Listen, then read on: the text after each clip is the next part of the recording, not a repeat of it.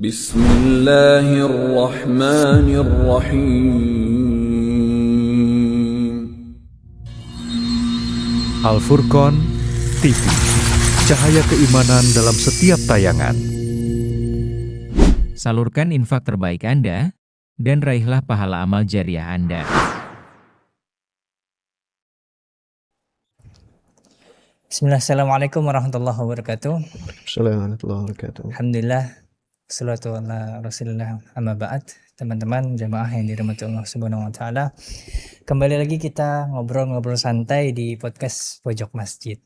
Kali ini kita kedatangan tamu spesial. Kita akan berbincang tentang perkara yang sangat mendasar. Nah, tentunya dengan narasumber kita yang luar biasa, Masya Allah, beliau menyempatkan hadir di tengah-tengah kesibukan beliau gitu ya. Baik, langsung aja kita sapa. Beliau adalah Ustadz Muhammad Ibadillah LC. Masya Allah. Assalamualaikum Ustadz. Assalamualaikum. Apa kabarnya Ustadz? Sehat Ustadz? Alhamdulillah. Syukran Ustadz sudah join nih atau ngobrol santai di podcast Pojok Masjid. Jazakallah khair. Banyak sekali pertanyaan sebetulnya mengenai akidah. Seperti yang kita ketahui, mungkin akidah itu termasuk pokok dari Islam, betul Ustaz? Betul. Pokok betul. Islam. Anda pernah dengar ada yang namanya usul, ada yang namanya furu' ya? Itu seperti apa Ustaz? Salatu wassalamu ala Rasulillah. Sejatinya itu diambil dari bahasa usul fikih ya. Usul itu artinya aslu syai', yaitu sumber sesuatu. Asluhu atau akarnya, aslu syajarati, akarnya pohon itu adalah asalnya. Kalau furu' itu diambil dari fara', artinya cabang. Biasanya para ulama membahasakan ilmu usul itu diantaranya adalah ilmu akidah, kemudian yang berbicara tentang keesaan Allah, kewahdanihan Allah, tauhid dan lain-lain. Adapun ilmu furu' yang bercabang darinya diantaranya adalah ilmu fikih, kemudian ilmu bahasa Arab dan lain-lain. Oh, berarti akidah itu masuk ke dalam ilmu usul, Ustaz? Ilmu usul, benar. Nah, kemudian kenapa Ustaz akidah itu menjadi perkara yang paling utama dalam Islam, Ustaz? Karena jawabannya sudah pasti, akidah itu adalah sebuah syarat diterimanya amalan. Allah Subhanahu wa ta'ala firman yang artinya barang siapa yang beramal soleh, man amila salihan min dzakarin aw untha wa huwa mu'min, barang siapa yang beramal soleh dari laki-laki dan perempuan dan dia beriman. Para ulama menegaskan bahwasanya isyarat ini mengisyaratkan bahwasanya syarat diterimanya amalan itu adalah wa huwa mu'min, harus beriman dulu. Ya. Maka barang siapa yang beramal walaupun dia amalannya banyak namun tidak beriman kepada Allah, itu laksana buih di lautan. Ya. Berarti apakah memang ada pengaruh Ustaz kalau misalkan akidahnya itu dia belum benar atau belum sempurna tapi dia rajin ibadah Ustaz? Apa dia ada antara kolerasi antara keduanya Ustaz? Sejatinya pertanyaan ini kita jawab, pertanyaannya sejatinya keliru. Mungkinkah ada orang yang ibadahnya kuat padahal dibangun di atas iman yang lemah? Karena justru ibadah itu dibangun di atas kecintaan kepada sesuatu. Ya, kalau ada orang yang mengaku cinta kepada Allah, dia beriman kepada Allah, pasti dia akan beribadah, selalu ingin bertatap muka dengan Allah dengan memperbanyak sholat, memperbanyak sholat sunnah diantaranya. Kalau ada orang yang tidak cinta dengan sesuatu, pasti dia tidak ingin berjumpa dengan itu. Ya, karenanya kalau ada orang yang mengatakan ada korelasi, ada antara ada gak orang yang bisa beribadah kepada Allah tanpa beriman? Enggak bisa. Justru seorang itu akan beribadah dibangun di atas landasan keimanan. Kira-kira definisi akidah itu yang benar tuh seperti apa Ustaz? Akidah itu sejatinya dibahasakan oleh para ulama akidah atau al-iman. Ya. Akidah yang benar itu adalah akidah yang dibahasakan oleh diantaranya Ibnu Taimiyah, kemudian para ulama yang lain.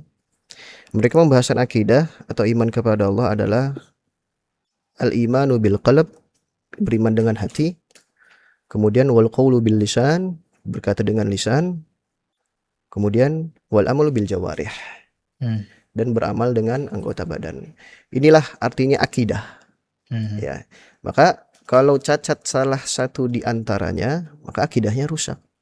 Kalau ada orang yang beriman kepada Allah, namun dia tidak mengatakan la ilaha illallah, nggak akan diterima. Atau ada orang yang beriman kepada Allah, mengucap la ilaha illallah, tapi dia nggak beribadah kepada Allah.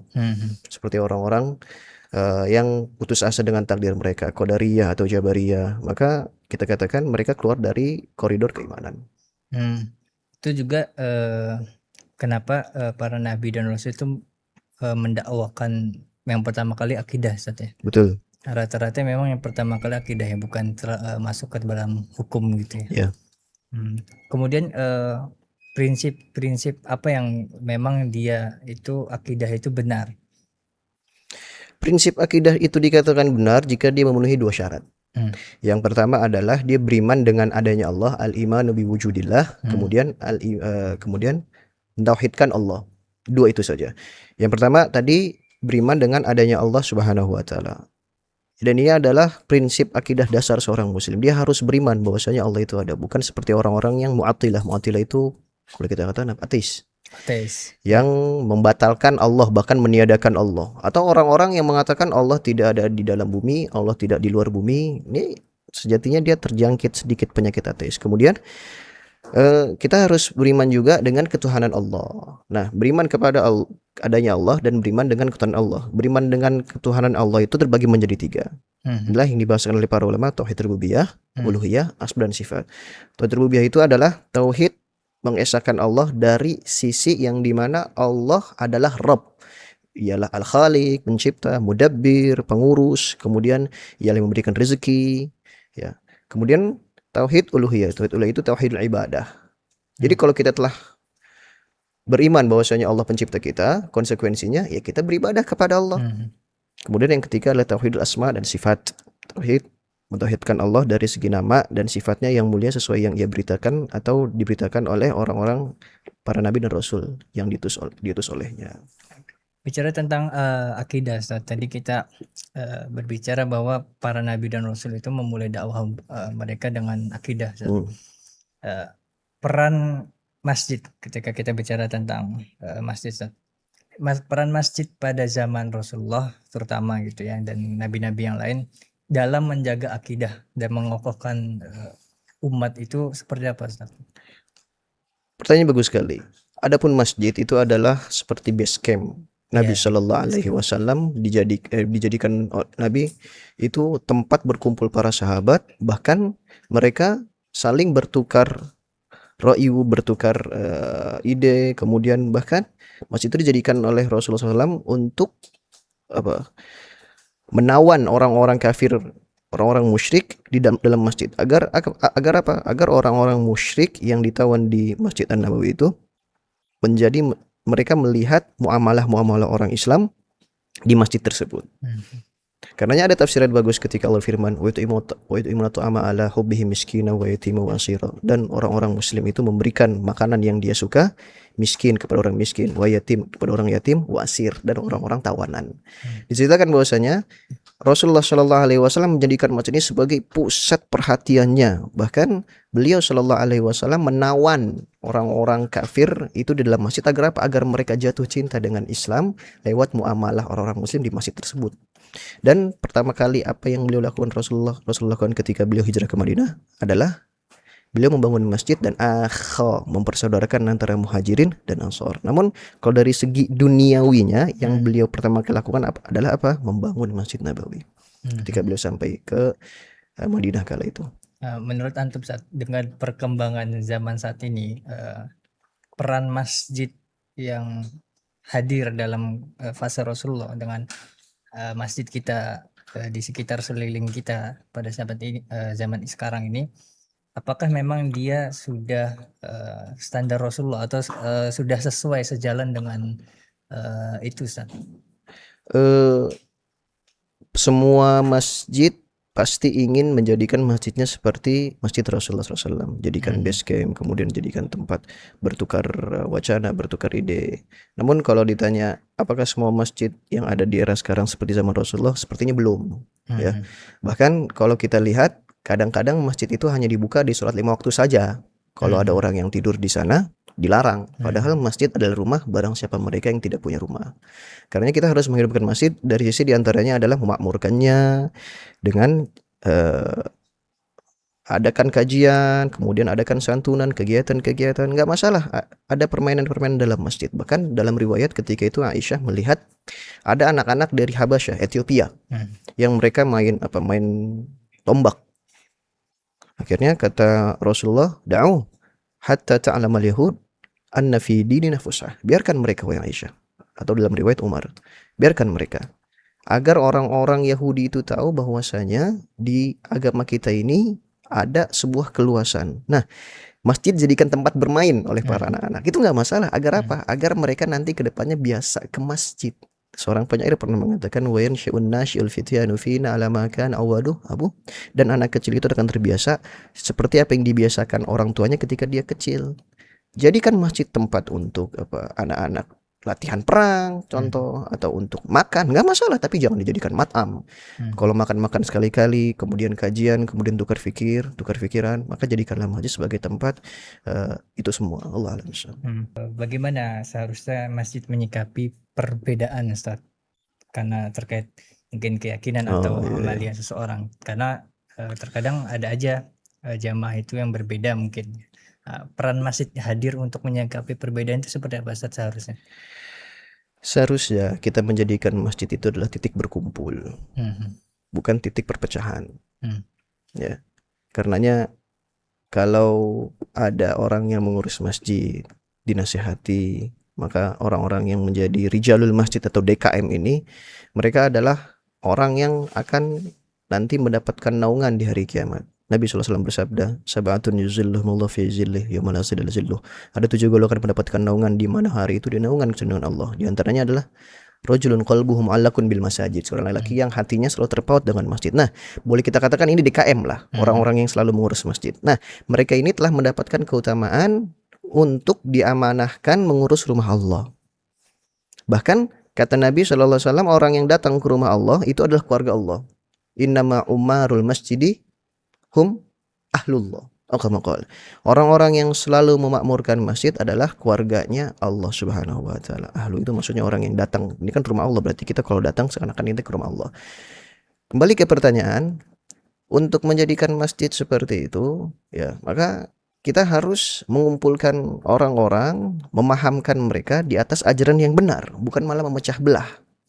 Kita harus mengatakan ini yang benar, ini yang keliru, ini yang benar, ini yang keliru. Bukan berarti kita mengatakan jangan kita mengajarkan agama lain itu salah, agama lain pendapat lain itu keliru. Kita buat mereka jatuh cinta dulu ke dalam masjid, baru setelah itu kita edukasi mereka tentang agama-agama, tentang firqah-firqah yang keliru, kemudian akidah-akidah yang keliru. Intinya di awal kita harus buat mereka jatuh cinta, manusia jatuh cinta ke dalam masjid terlebih dahulu.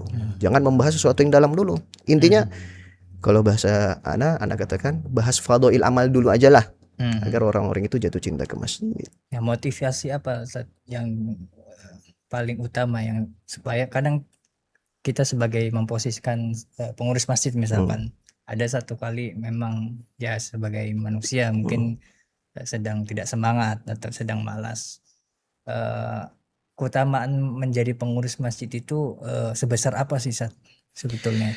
Masya Allah, ini keutamaan yang tidak Allah berikan kecuali kepada orang-orang pilihannya, khiyar, orang-orang terpilih dari yang terpilih.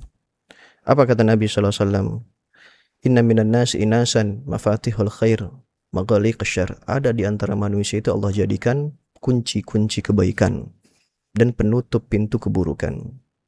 Siapa mereka? Adalah orang yang dengan hadirnya itu fasilitas kebaikan terbuka, di antaranya DKM masjid. Karenanya motivasi yang paling bagus untuk orang yang menjadi DKM masjid atau pengurus masjid itu diantaranya adalah dia mendapatkan naungan. Hadis disebutkan di atas barusan. Kemudian dia dijadikan khiyar, orang-orang terpilih dari yang terpilih.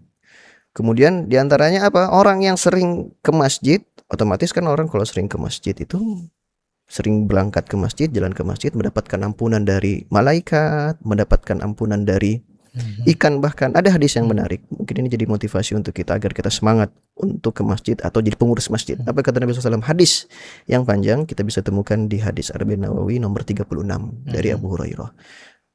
Setelah beliau menafas an muslimin, hadis yang panjang pun beliau bersabda, majtama'a qaumun fi baitin min buyutillah yatluna kitaballah wa yatadarasuna fima bainahum illa nazalat alimus sakinah. Tidaklah sebuah kaum berkumpul di rumah di antara rumah-rumah Allah. Mereka baca Quran, kemudian mempelajari agama Allah. Tidaklah ganjarannya kecuali mereka akan diturunkan kepada mereka itu sakinah, ketenangan. Kemudian malaikat akan mendoakan mereka. Wa dzakarahumullahu fi man indah, dan Allah akan menyebutnya, disebut-sebut oleh Allah di kalangan para malaikat bahwasanya ini adalah hambaku, ini adalah hambaku. Anak kira ini motivasi yang sangat bagus. Toh kalau kita disebut nama kita oleh Pak RT, Pak RW, oleh presiden, saya senang banget ya. Senang. Apalagi disebut oleh Allah di depan para malaikat. Ya, insyaallah. Itu ganjaran yang luar biasa. Ya, betul. Kemudian gimana ngatasinnya kalau misalkan kita lagi down gitu, kurang semangat, malas? Ingat hadis-hadis yang di atas. Ingat hadis-hadis yang di atas. Ya, mungkin juga diantaranya ada satu pesan lagi, berkumpul, banyak-banyak berkumpul juga dengan orang-orang soleh. Apa kata Allah dalam surah Al-Kahfi? Wasbir nafsaka ma'al ladzina darabahum bil ghurati wal ashi yurid wajha wa la ta'du aynaka anhum. Kita harus bersabar berkumpul dengan orang-orang yang suka ke masjid. Ya, di antara motivasi kita ingin ke masjid, ya ingin ketemu orang-orang ada di masjid. Makanya bertemanlah dengan orang-orang yang suka ke masjid terlebih dahulu. Insya Allah kalau kita ada waktu ketika kita futur, ketika kita nggak mau ke masjid lagi, namun ada teman-teman yang akan menggendong kita, bahkan merangkul kita ke masjid. Karena apa? Karena kita sudah punya teman yang kita merasa nyaman dengannya untuk berangkat ke masjid. Bicara tentang akidah tadi, Ustaz, kira-kira program apa atau kegiatan apa ini yang paling efektif mungkin selain kajiannya, yang kajian-kajian ilmiah, tabligh akbar gitu ya, berkaitan dengan akidah, yang memang seharusnya masjid itu rata-rata mengadakan atau menjaga itu, Ustaz, supaya akidah umat ini terjaga gitu. Kalau yang paling efektif, apalagi di zaman sekarang, orang-orang sudah mulai sibuk dengan dunianya, apalagi ada HP zaman sekarang. Iya, betul. Selain kajian, kalau menurut Ana, makan gratis di masjid. Makan gratis. Seperti tadi ada ayatnya, wa tu'imuna tu'ama ala hubbi miskinan wa yatima wa asira. Orang-orang para sahabat itu memberikan tawanan-tawanan yang ditawan di masjid, itu makanan-makanan. Nah, itu ternyata menjadikan orang-orang yang ditawan di masjid masuk Islam loh. Gitu. Orang dari luar Islam saja bisa masuk Islam, apalagi orang yang sudah benar-benar masuk Islam, kemudian diumumkan ada makan gratis di Masjid Al-Furqon misalkan. Anak yakin banyak yang hadir. Ya, insya Allah seperti itu lebih bagus lah. Ya, rata-rata semangat Ustaz kalau ada makanan. Begitu juga misalkan kita ngadain rapat, ada makanan atau enggak? Kalau ada biasanya udah datang. Nah, berarti strategi baru Ustaz ya. Gimana kita menyediakan makanan gratis. Betul. Dan itu efektif untuk menjaga akidah teman-teman kita gitu, Ustaz ya. Pasti, karena para sahabat saja, ada hadis yang mungkin jarang kita dengar. Para sahabat saja itu suka sekali menunggu hari Jumat, karena setelah hari Jumat ada seorang sahabiah yang dia memasak rumput-rumput atau tumbuhan-tumbuhan yang tumbuh di sekitar Masjid Nabawi, kemudian dimasak. Kata para sahabat, wa kunna bidzalika nawaddul jumu'ah, natamanna jumu'ah. Karena masakannya dia, sahabat ini, sahabiah perempuan ini, kita nggak sabar hari Jumat yang akan datang. Nah, jadi hati setulus, seikhlas sahabat saja itu masih suka untuk diberikan makanan ketika ke masjid. Apalagi memang hatinya ini perlu dengan dukungan-dukungan duniawi seperti itu agar dia menjemput akhiratnya. Nggak masalah kita mengiming-imingi, Anda menggunakan bahasa itu kalau ya, mengiming-imingi seseorang dengan dunia agar mendapatkan akhirat, nggak masalah. Nanti ketika tengah jalan dia sudah mulai kenal dengan Rabbnya, dengan Allah, barulah kita tegaskan sungguhnya ada bab ikhlas, ada bab yang dimana kita nggak perlu ganjaran dari manusia, hanya Allah saja yang menggajar. Wallahu a'lam bishawab. Peran masjid juga Ustaz dalam menyikapi penyimpangan atau pemikiran-pemikiran liar di masyarakat terkait juga dengan akidah, Ustaz. Gimana seharusnya masjid itu hadir untuk menyikapi atau meluruskan pemikiran-pemikiran tersebut, Ustaz? Kalau untuk meluruskan pemikiran tersebut sudah pasti maka kita harus adakan kajian atau edukasi ya. Karena di zaman sekarang asyubhatu khattafah wal qulubu dha'ifah. Syubhat itu menyambar-nyambar. Kemudian hati ini sangat lemah. Harus diadakan di masjid-masjid itu setidaknya 1 pekan ada kajian. 1 pekan ada kajian. Jangan sebulan sekali. Kalau sebulan sekali keburu lupa. Untuk menangkis syubhat-syubhat, fitnah-fitnah, pemikiran-pemikiran yang memang bukan dari Islam itu sendiri. Harus ada. Agar apa? Agar yang kuat semakin kuat, yang lemah tahu kebenaran. Ya, karena iman itu kalau tidak disiram dia akan mati. Nabi SAW bersabda, "Al-imanu yazidu wa yanqusu." Iman itu bertambah dan berkurang. Yazidu bi ta'ah wa yanqusu bil ma'siyah. Bertambah dengan ketaatan, dengan zikir, dengan majelis ilmu, dan dia berkurang dengan kemaksiatan. Mungkin ketika orang kerja dia melihat maksiat ada aurat kelihatan, kemudian dia ngobrol dengan non muslim dan lain-lain. Intinya ada kemaksiatan. Nah, ketika dia ke masjid itu dibersihkan, di-charge lagi bahasanya seperti HP. Secara umum, Ustaz, contoh saja, Ustaz, penyimpangan akidah yang masih sering terjadi, Ustaz, di tengah-tengah kita itu apa, Ustaz, zaman sekarang itu? Kalau zaman sekarang, anak kemarin sempat isi kajian di daerah Wisma Sri, ada seorang ikhwan mengatakan tempat kita hidup ini Bekasi, itu ternyata paling banyak penggiat atau pelaku LGBT-nya. Oh gitu. Itu anak kira yang paling urgen untuk kita bahas, untuk kita bumi hanguskan bahasanya. Ya. Syubhat inilah yang harus kita hilangkan, yang mereka mengatakan love is love, kata mereka. Cinta adalah cinta. Gimana lagi? Saya cinta dengan laki-laki. Nah, ini harus diluruskan. Itu adalah PR pertama seorang dai, pengurus masjid DKM, untuk meluruskan generasi-generasi pemuda zaman sekarang. Ya. Apakah penyimpangan akidah seperti tadi itu selalu berupa syirik besar, atau juga terlihat ringan tapi dia tuh berbahaya sekali, Ustaz? Kalau dia mengatakan bahwasanya LGBT itu halal, syirik, berarti dia mengatakan sesuatu syirik besar, mengatakan atau menghalalkan sesuatu yang Allah haramkan, jatuh ke dalam kekufuran, dosa besar, syirik pula. Namun kalau dia hanya terkena penyakit LGBT, namun dia tetap mengatakan mengingkari dalam hatinya, tidak dikatakan syirik, namun tetap kita katakan pendosa dia, dosa besar, melakukan jarimah, fahisyah. Ya. Jadi kembali lagi ke keyakinannya, karena yang mengeluarkan seorang dari daerah keislaman itu adalah keyakinan. Ketika ada orang yang yakin bahwasanya ada Tuhan selain Allah, syirik besar. Walaupun dia sujud kepada Allah, atau ada orang yang sujud kepada Allah, sujud juga ke kuburan, syirik besar, karena dia yakin ada Tuhan selain Allah. Itu adalah sesuatu yang membedakan antara syirik besar dan syirik kecil. Kalau syirik kecil hanya riya, itu syirik kecil, ya. Meminta pujian manusia, syirik kecil. Tapi kalau dia sampai yakin bahwasanya ada Tuhan yang memberikan bahaya dan manfaat selain Allah Subhanahu wa taala, maka dikatakan syirik besar. Atau kalau kita contohkan tadi LGBT, dia menghalalkan apa yang Allah haramkan, syirik besar. Bagaimana dengan pernyataan yang mungkin kita suka dengar juga, Ustaz, dan ini masih suka digaungkan, pernyataan dengan bahwa semua agama benar karena mengajak kepada kebaikan dan ujungnya juga baik juga. Nah, itu seperti apa? Karena ini berkaitan juga dengan akidah, Ustaz. Kalau kita urut, Ustaz Faik, kalau kita urut orang dai-dai yang mengatakan semua agama benar,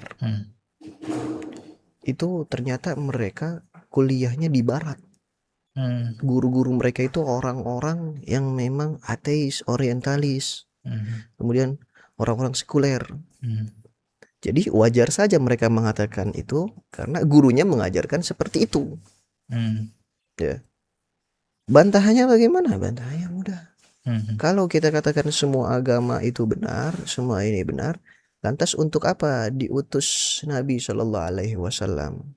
Kenapa beliau Shallallahu Alaihi Wasallam mengajak orang-orang Yahudi masuk Islam? Mengapa beliau sampai mengirim wufud, utusan-utusan Mu'adz bin Jabal, Amr ibn Aus kepada negeri-negeri untuk mengajarkan akidah Islam? Kenapa Rasul nggak diemin aja? Nggak apa-apa, biarinlah. Kan intinya mengajarkan kepada kebaikan. Beliau nggak mengatakan demikian, karena yang baik itu belum tentu benar. Betul. Kemudian mengapa sebagian banyak penyimpangan ini seringkali dianggap itu menjadi hal yang wajar? Itu kira-kira penyebab utamanya gimana itu? Penyimpangan ini yang sering kita temukan terjadi, faktor yang paling kuat diantaranya adalah lemahnya iman. Pasti lemahnya iman, karena laksana iman yang kuat, walaupun dia hidup di antara orang-orang yang rusak atau syubhat-syubhat yang menerjang, kalau imannya itu kuat, maka insya Allah dia tidak akan terkontaminasi dengan pemikiran busuk seperti itu. Karenanya PR kita yang pertama kali itu adalah menguatkan iman seorang hamba. Kalau ingin ngajarin anak itu jangan diajarin sholatnya banyak, jangan. Oh gitu. Iman dulu kepada Allah. Nanti kalau dia beriman kepada Allah, Allah jaga. Dia ketika dia menjaga Allah, akan Allah jaga dia. Dengan cara apa? Dia menjaga Allah dengan mengetahui sifat-sifat Allah, asma-asma Allah, ketauhidan Allah, kewahdaniyaan Allah. Nabi bersabda, ihfadzillah ihfadzka, ihfadzillah tajidu tujahaka. Ibn Abbas, punya Rasulullah, jagalah Allah, niscaya Allah akan menjagamu. Ini isyarat yang sangat tegas bahwasanya kalau ingin terjaga dari fitnah-fitnah, itu lakukanlah yang pertama kali, beriman dulu, kuatkan akar imanmu kepada Allah Subhanahu wa taala. Ya. Untuk mengetahui ciri-ciri akidah yang menyimpang, supaya kita tahu benar dan salahnya, itu bagaimana, Ustaz? Jawabannya sangat mudah. Kalau ingin mengetahui ciri-ciri akidah yang menyimpang, jawabannya sangat mudah. Akidah yang tidak diajarkan oleh Rasulullah Shallallahu Alaihi Wasallam. Karena kebenaran itu tidak perlu dijelaskan. Orang Arab mengatakan al-bayyinu la yubayyanu. Yang jelas nggak usah dijelaskan. Nabi Shallallahu Alaihi Wasallam memerintahkan kita hanya sujud kepada Allah. Udah selesai. Berarti yang sujud kepada selain Allah syirik. Udah. Nabi memerintahkan kita nggak boleh tatayur, nggak boleh tasya'um, nggak boleh meyakini sesuatu itu pamali. Berarti segala sesuatu bentuk pamali itu nggak boleh. Ciri-cirinya mudah. Apa yang menyelisihi Rasulullah, apa yang menyelisihi Allah, maka itu adalah akidah yang menyimpang. Itu saja. Justru syubhat itu, Anda tambahkan sedikit, syubhat itu, mengapa sekarang dibahas ada ilmu disiplin ini, ada ilmu disiplin itu? Karena syubhat itu semakin berkualitas, akhi. Semakin berkualitas sebuah syubhat, maka orang-orang yang harus menghilangkan syubhat tersebut harus memiliki senjata yang lebih kuat juga untuk menghilangkan syubhat tersebut. Ya, karenanya syubhat seseorang itu tergantung dengan kadar keilmuannya. Ada orang ilmunya tinggi, bagi dia perkara ini bukan syubhat karena dia tahu kebenaran. Tapi kalau ada orang yang punya ilmu, dikit-dikit kena syubhat, dikit-dikit kena syubhat. Allah alam. Tapi masalah yang lebih bahaya lagi, Ustaz. Orang itu terkena penyimpangan akidah itu justru memang kalau tadi menurut antum, Ustaz, antara penyimpangan akidah ciri-cirinya itu salah satunya yang datang dari Rasulullah pasti benar. Nah, terkadang ada orang yang mengatakan tentang akidah yang dia itu mengatasnamakan Nabi. Nah, itu bagaimana cara kita mengetahui bahwa orang itu mengatasnamakan Nabi, bicara tentang akidah, tapi kita tidak tahu membedakan ini orang benar atau tidak. Contohnya bicaranya. Apa contohnya? Misalkan ketika orang itu membawakan hadis, tapi hadisnya itu palsu misalkan. Nah, itu seperti apa, Ustaz? Karena bagi orang awam itu kan sangat sulit untuk membedakan, Ustaz. Karenanya Anda lupa. Umar bin Khattab kalau Anda nggak keliru, beliau mengatakan ittabi'u wa la tabtadi'u faqad kufitum. Ikutilah, copy paste lah, Gak usah bikin yang baru. Kalian itu sudah disempurnakan. Kalau kita kadang melihat ada hadis ini benar atau tidak, ya, maka lihatlah orang-orang yang melakukan hadis-hadis tersebut, mengamalkan hadis-hadis tersebut. Karena alhamdulillah, anak katakan kita ini punya ulama-ulama yang sangat cemburu, yang sangat tamak, yang sangat rakus untuk meneliti ilmu hadis. Contohnya ketika Nabi Shallallahu Alaihi Wasallam bersabda tentang hadis yang dilemahkan oleh banyak ulama, diantaranya adalah bahwasanya Nabi Shallallahu Alaihi Wasallam bisa memberikan ampunan kepada orang-orang kafir, kepada orang-orang musyrik, ya. Kemudian Nabi Shallallahu Alaihi Wasallam diantaranya memberikan syafaat kepada orang tuanya, ya, yang kata para ulama bapak ibu Nabi diberikan syafaat, padahal bapak ibu Nabi itu mati dalam kekufuran. Nah, hadis seperti ini mungkin tersebar di antara orang-orang awam bahwasanya Nabi SAW bisa memberikan syafaat kepada orang kafir. Nah, alhamdulillah di belakangnya itu ada syarah, ada taklik, sudah ditelusuri oleh para ulama. Ini benar gak Nabi SAW yang mengatakan? Jadi kita itu mudah kalau menemukan hadis, tinggal baca syarahnya saja. Kalau menemukan tafsir, tinggal baca tafsirnya saja. Jangan menafsirkan sendiri, akhirnya timbullah multi tafsir yang keliru. Jangan mensyarah sendiri, akhirnya datanglah syarah yang keliru. Intinya, secara singkat ana jawab, maka bacalah atau lihatlah, telitilah orang-orang yang mengamalkan hadis tersebut. Kalau yang mengamalkan hadis tersebut ternyata orang soleh, insya Allah itu benar tuh hadis. Kalau yang mengamalkan hadis itu adalah orang-orang ternyata pengikut hawa nafsu, sudah kita pastikan berarti nggak benar itu hadis. Kemudian tips supaya kita memilih guru itu tidak salah, Ustaz. Karena akidah itu kan terkadang menjadi abu-abu ketika yang menyampaikan itu salah, Ustaz. Tips memilih guru, apalagi memilih guru agama ilahi. Iya, betul. Sebelumnya Ana ingin tanya ke antum, kalau Ana ngomong seperti ini kira-kira menurut antum bagus gak? Ambil yang baik, buang yang buruk. Antum setuju gak perkataan itu? Secara umum setuju. Setuju.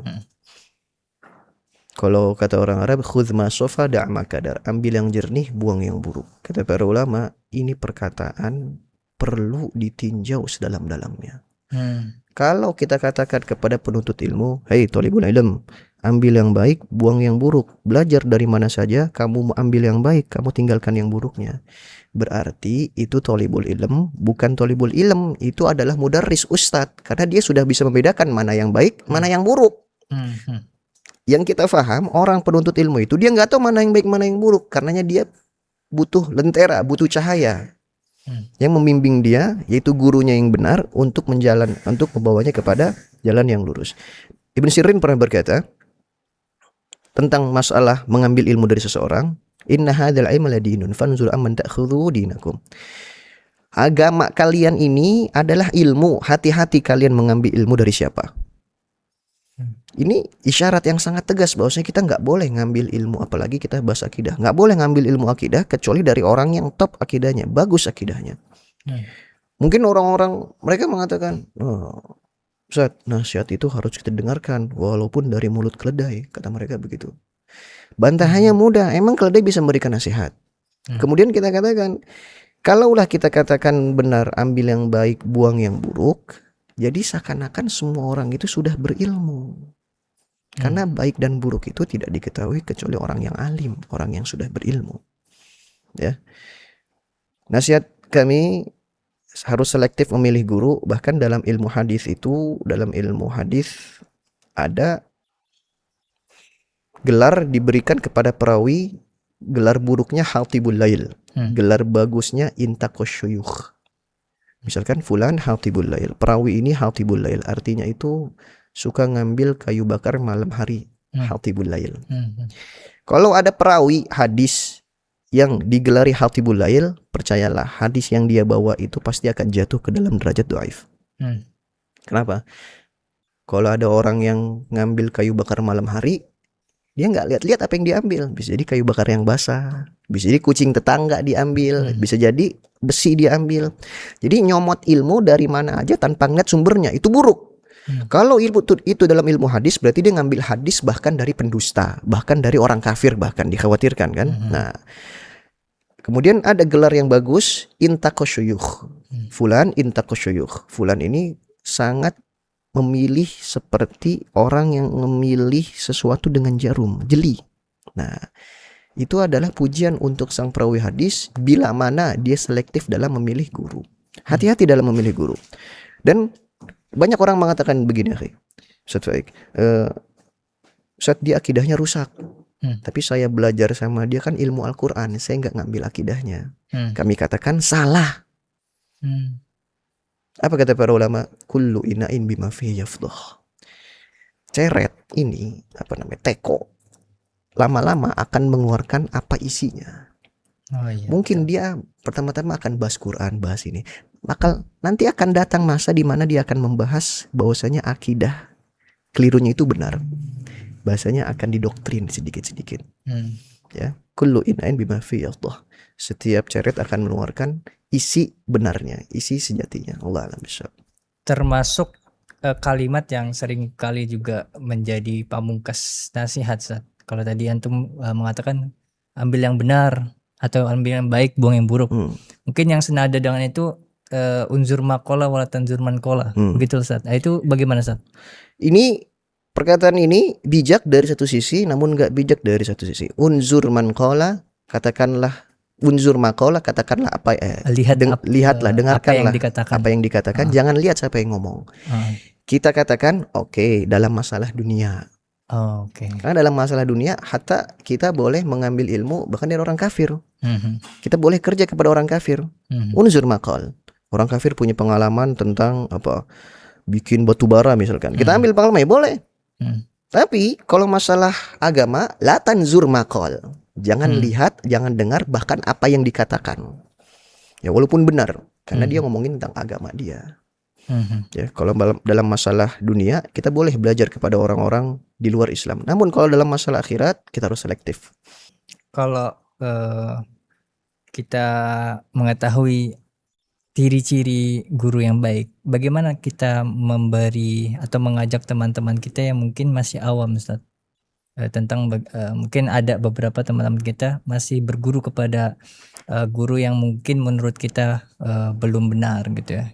Bagaimana cara kita sebagai jamaah diri sendiri sebagai teman muslim kita, saudara kita itu mengajak cara ngasih tahunya itu yang baik itu seperti apa, Ustaz? Nabi sallallahu alaihi wasallam bersabda, "Inna rifqa la yakulu fi syai'in illa zana." Tidaklah lemah lembut itu ada dalam diri seseorang kecuali menghiasinya. Wa inna rifqa la yunza'u an syai'in illa syana. Dan tidaklah kasar itu disampaikan kepada sesuatu kecuali akan menghancurkannya. Bahkan Allah Subhanahu wa taala menegur Nabi Muhammad agar jangan keras-keras dakwahnya. Walau kunta fazzan ghalizal qalbi lan faddu min hawlik. Kalaulah engkau keras wahai Muhammad, mereka akan lari darimu. Kalau kita ngeliat teman kita masih belajar ilmu-ilmu yang enggak jelas, ilmu kanuragan, ilmu ini, ajak dia dengan cara yang santun. Bisa jadi dia kabur dari kajian yang benar, dari ustadz yang benar, karena ustadz yang benar ini menyampaikannya enggak baik. Dan dia lebih nyaman dengan ilmu-ilmu yang syubhat, ilmu-ilmu yang gak jelas, karena penyampaiannya yang indah. Karena dalam penyampaian itu ada rasa. Ya. Ada cerita sedikit, ada seorang waktu itu dia ke masjid. Ketika dia ke masjid, dia baru ingin ke masjid. Namanya orang awam, ketika ingin ke masjid, bawa HP. Ketika di rakaat pertama, HP-nya bunyi. Dia nggak tahu fikihnya. Kan kalau kita udah belajar mah boleh matiin ringnya. Matiin doang mah boleh, tapi jangan diangkat teleponnya. Orangnya diemin aja dering dari rakaat 1 sampai rakaat terakhir. Akhirnya jemaah yang lain setelah sholat, Assalamualaikum warahmatullahi wabarakatuh, Assalamualaikum warahmatullahi wabarakatuh. Akhirnya semua mata memecingkan kepada orang itu. Orang baru ke masjid ya. Itu liatin tuh, masa ke masjid bawa HP nggak dimatiin, aturan matiin. Nah, dia ngerasa ternyata masjid itu tempat saya dikecilkan. Marah dia. Kecil lah hatinya. Berangkat dia ke bar. tempat-tempat minum. Ketika di tempat minum, untuk menghilangkan stresnya karena dia habis ke masjid dimarah-marahin, mesen minuman dia. Ketika mesen minuman, diantar oleh pramu sajinya, oleh pelayannya. Ketika diantar nggak sengaja kesenggol, dia yang nyenggol, cering, gelasnya pecah. Ketika gelasnya pecah, itu pramu sajinya atau bartendernya, pelayannya dengan sigap ngambil lap, maaf pak, maaf, kekeliruan kami. Padahal yang jatuhin dia. Maaf pak, kekeliruan kami, saya ganti pak dengan yang sama. Bapak diam saja di sini, dilapin bajunya di ini. Kemudian ditaruh lagi gelasnya di depan dia. Dalam hati dia mengatakan, saya diperlakukan seperti raja di bar ini. Dia pun mengatakan dalam hati, demi Allah saya nggak akan ke masjid lagi. Dan demi Allah saya nggak akan meninggalkan bar ini. Kan bahaya kalau begitu. Maksudnya dari cerita yang singkat ini penyampaian retorika, ya, cara kita menyampaikan nasihat tersebut. Allah alam. Berarti masjid itu harus menjadi tempat yang nyaman, Ustaz, Betul. dalam belajar dan bahkan bersosial juga, Ustaz, ya. Nah, kemudian generasi muda, Ustaz, di tengah zaman saat ini, bagaimana masjid itu? Karena ya mungkin kita bisa lihat di banyak masjid yang hadir yang tua lagi, Ustaz. Gimana sih cara kita membuat suasana nyaman buat anak muda itu, apalagi kita ingin menyampaikan satu misi menjaga akidah mereka, Ustaz, supaya kan karena anak muda sekarang itu yang lebih rentan terkena sambaran syubhat tadi, Ustaz. Nah, gimana, Ustaz, kita tuh sebagai memposisikan pengurus tuh membuat masjid ini suasana nyaman buat anak muda, Ustaz? Yang pertama mungkin jawabannya setelah kita temukan di Masjid Al-Furqan ini, ya. Jadikanlah mereka pengurus masjid. Jadi kita berikan dia amanah. Karena umur-umur anak muda, apalagi umur 20-30 itu, mereka ingin show up. Mereka ingin menunjukkan diri mereka. Melibatkan mereka. Anak itu, eksistensi anak itu mau dianggap di sini. Nah, kalau mereka seperti itu, mereka punya kegiatan ke masjid. Mereka merasa dihargai ke masjid. Mungkin itu diantaranya. Kemudian cara yang kedua, tadi kita singgung di atas. Kita manjakan mereka ke masjid. Barang saya pengen ke masjid dapat nasi padang misalkan, nggak masalah. Jangan Jumat berkah doang. Kalau bisa Senin, Selasa, Rabu, Kamis setiap hari berkah ke masjid. Barang saya pengen ke masjid, maka akan dikasih makanan dan lain-lain. Itu diantara membuat mereka jatuh cinta ke dalam masjid. Oke. Terakhir, Ustaz, pesan antum, nasihat antum terkait akidah, Ustaz, untuk kaum muslimin umumnya, dan apa yang ingin antum tekankan terkait akidah supaya kita ini sebagai jamaah, sebagai muslim itu istiqomah menjaga akidah kita, tidak gampang tersambar syubhat, tidak gampang mengambil informasi, karena sekarang mudah sekali kita cari informasi. Bahkan di gadget kita aja, kita buka aplikasi itu udah ada banyak sekali informasi dan semua orang bisa berkata dan berdalil juga di situ. Nah, gimana, Ustaz, nasihat antum supaya kita ini terjaga dari syubhat-syubhat itu semua, Ustaz? Istiqomah, ya, untuk melakukan hal itu semua memang tidak mudah kalau tidak dengan pertolongan Allah Subhanahu wa taala. Karenanya Nabi Shallallahu alaihi wasallam kala itu beliau ketika turun surah Hud yang di sana ada bunyi fastaqim kama umirt, maka istiqomahlah engkau wahai Muhammad. Istiqomah dia apa? Di atas semua kebaikan. Besoknya Nabi ubahnya banyak, padahal kemarin ubahnya masih nggak ada, hitam semua. Ditanya oleh sahabat, ya Rasulullah, masyayyabaka ya Rasulullah, engkau kok ubanan? Kenapa ubanan? Syayyabatni Hud wa akhwatuha, aku diubankan oleh surah Hud dan saudari-saudarinya. Maksudnya ayat tentang istiqomah. Adapun pesan anak, nasihat anak agar kita bisa istiqomah adalah yang pertama kali sudah pasti kita mengenal Allah Subhanahu wa taala. Kenali Allah dulu, ya. Kenali Allah, insya Allah dengan kita lebih mengenal Rabb kita, pencipta kita, kita akan lebih malu untuk memaksiatinya. Terlalu banyak nikmat-nikmat Allah yang diberikan kepada kita. Uang kita bisa nafas karena Allah. Kalau kita punya bos itu sudah baik ke kita. Kemudian ya kita melakukan kemaksiatan kepada dia, pasti kita nggak enak dengan dia. Bagaimana dengan Allah Subhanahu wa taala? Kemudian yang kedua, setelah kita mengingat atau lebih mengenal Allah Subhanahu wa taala, tadi sudah di-spill di atas, banyak-banyak berkumpul dengan orang soleh. Banyak-banyak berkumpul dengan orang soleh. Akhi, kita ngumpul dengan orang soleh itu nggak harus kita yang ngomong, kita ngumpul aja. Join aja gitu. Join aja, ngedenger mereka ngedabrus kayak. Yang penting kita ngumpul dengan mereka. As-sahib sahib, teman itu bisa menarik. Al-bi'ah tuhayyi'ul hay'ah, lingkungan itu membentuk karakter seseorang. At-tuyuru biyashbahiha taqa, burung itu akan ngumpul dengan semisalnya. Imam Syafi'i sampai mengatakan saking beliau